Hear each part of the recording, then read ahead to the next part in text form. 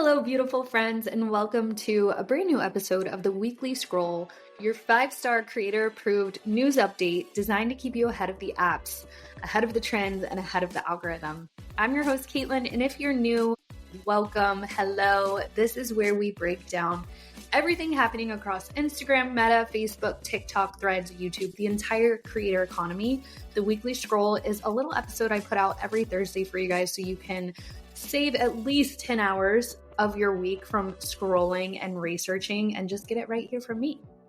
So today's a big one because the official social media trends report for 2026 is here and it is juicy. So grab your coffee, grab your Stanley, grab your Money Walk shoes, and let's get into the Weekly Scroll. Now, if you're new here, the Weekly Scroll is powered by my all-in-one membership on Instagram, and it's called Club Influence.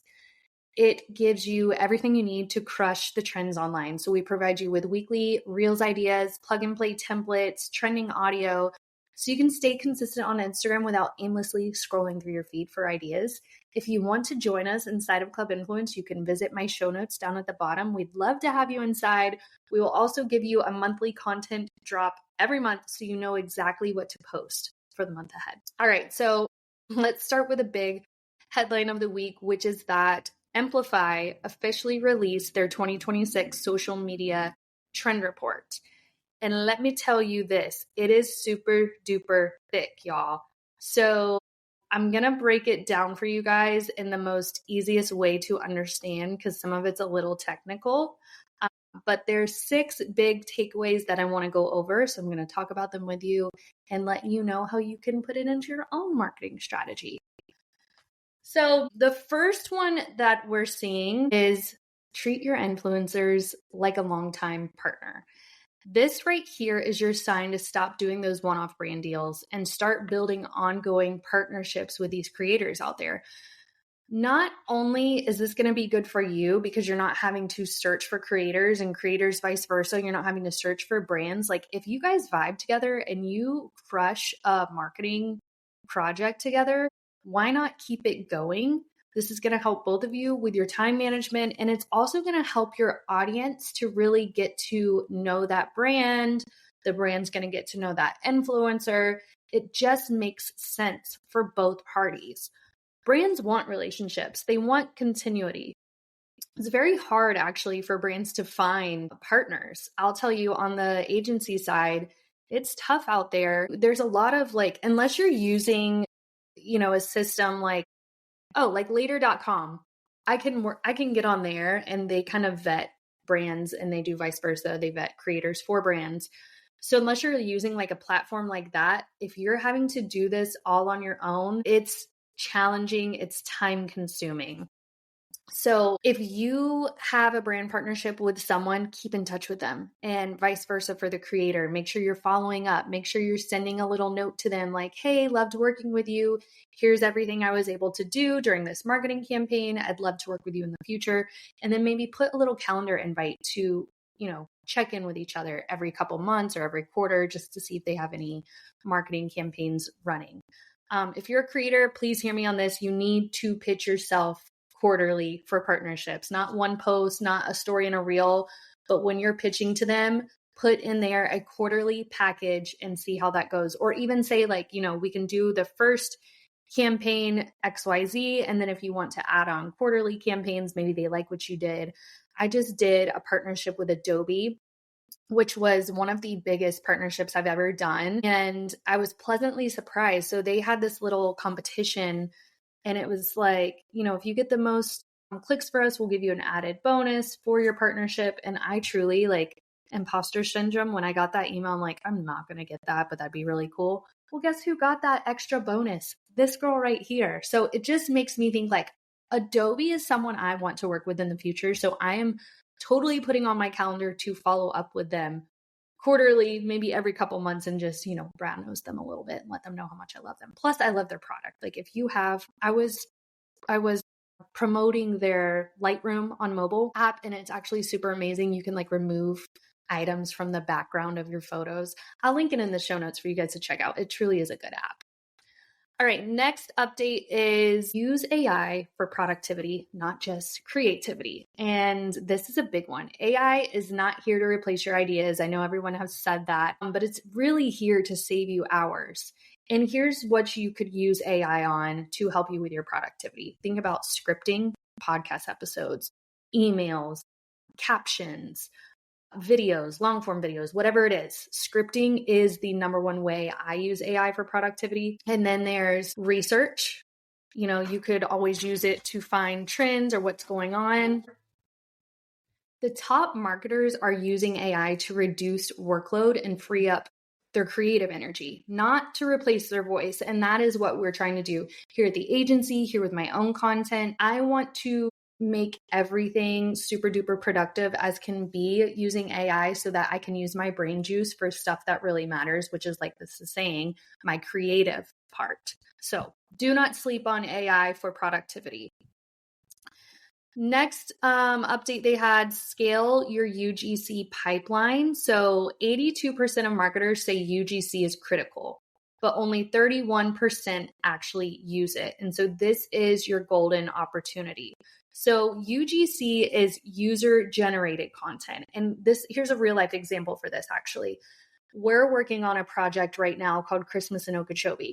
And this is the first time Okeechobee has done this big, huge Christmas light fiasco, not fiasco. I don't know what to call it. It's going to be beautiful, right? Like they're turning Okeechobee into the most beautiful wonderland of them all. But since it's our first year, we have limited content for this, right? So like before the lights are up, what are we supposed to be posting? So right now we are trying to pull as much UGC content as possible. There are people out in the park that are looking at the lights, taking photos, they're taking videos. Some of the lights on the trees just got put up and people are going crazy over it. So we're using that content to promote Christmas in Okeechobee with permission, by the way. We are getting permission for this content. But think about if you're a creator out there and you are trying to get into content creation and maybe you don't have brand partnerships yet, you could totally be doing UGC. So this is where you make content for that brand and you send it to the brand for them to post. You do not have to post it on your own socials, which is really beautiful about this. If I had more time, I would totally be doing UGC because I love making content and I can't always post it on my Instagram because it doesn't make sense for my audience. But what I could be doing is creating that content, giving it to brands. And then if brands start to like how you work and what your content looks like, they're going to reach out to you. Or you could even pitch yourself and be like, hey, I made this for you. If you want more, here's how much it costs. So don't sleep on UGC. And here's how to scale it. So if you're a creator, the person recording the video, this is your green light to pitch UGC packages or monthly bundles and ongoing brand content retainers. If you're a business owner, you need to start intentionally gathering UGC content from your customers, your members, your clients. No more waiting, right? Like this is free social proof sitting on the table. And that's where I'm talking about with Christmas in Okeechobee. We've got free videos and photos out there that people are willing to share. There's people out there that are not content creators. They just liked what they saw. They took a picture, they took a video, of course, share it to your page. So we're getting really lucky over there with that.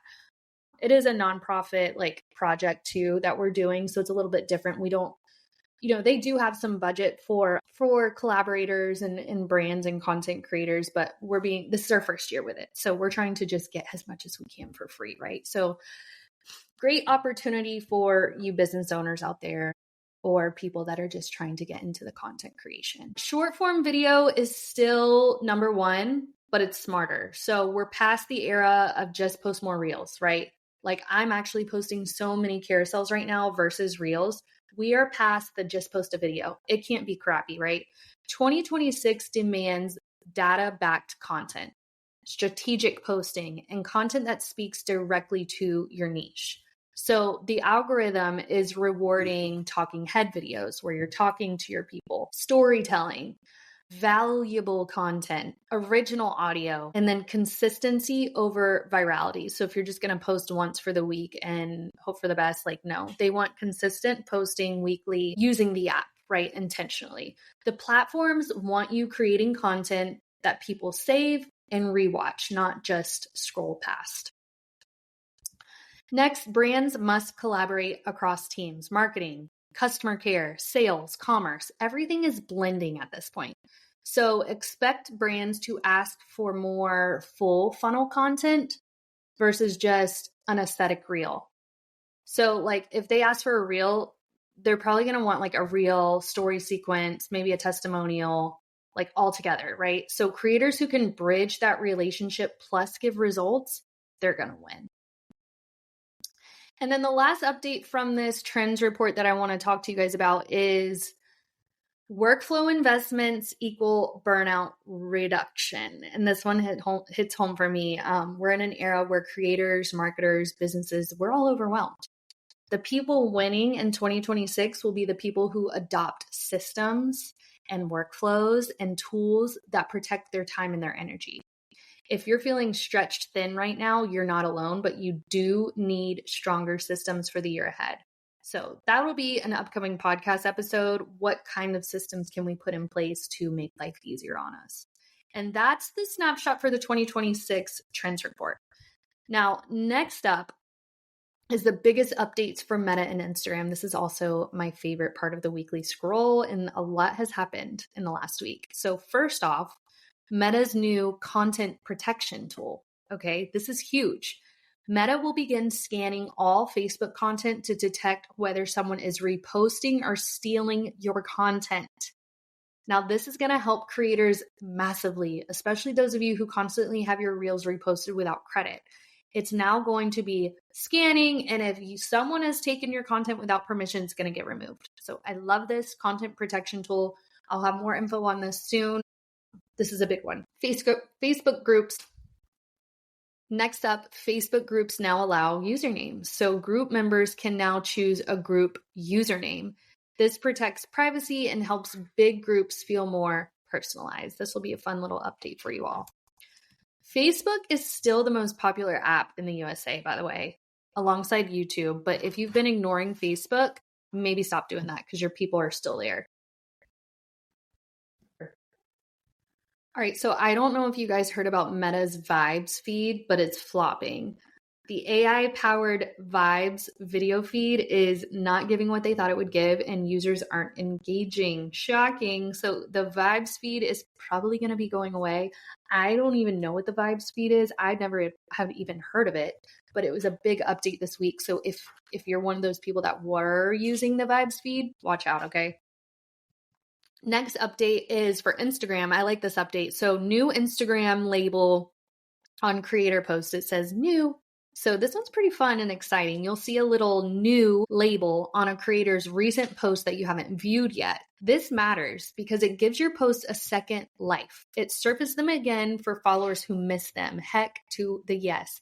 I actually was just on Instagram before I started recording this episode, and I saw a creator had the little new label, and I was like, that's cool. But now that I've read the updates, what that means is that I haven't seen it yet. So very good to know. If you missed a post, you'll get that again, and you'll get a little update that says new.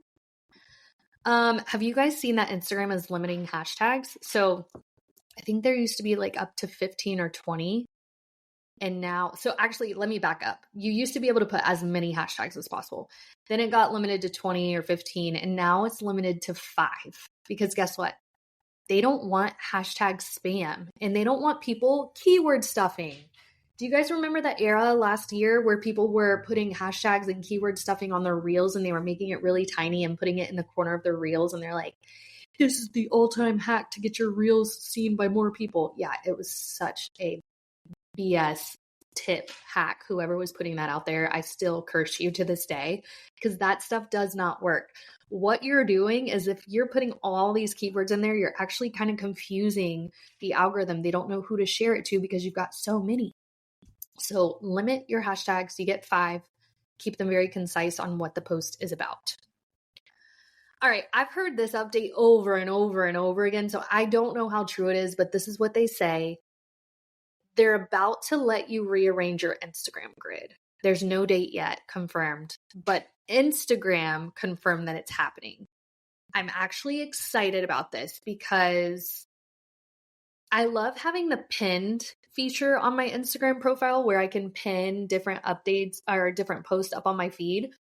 So like if I ever had a really great post go off or a very intentional post that I need to keep in front of people, I like being able to pin it to the top. But being able to rearrange posts, like maybe you posted a really good post at the beginning of the week, but the beginning of the week is actually not your most traffic, or like maybe that's not when your audience is on. Maybe your audience is on more during the end of the week. So I like that if I posted something on Monday and a lot of people missed it, I can move it back to the front of the line on my grid so people can see it. So I like this idea.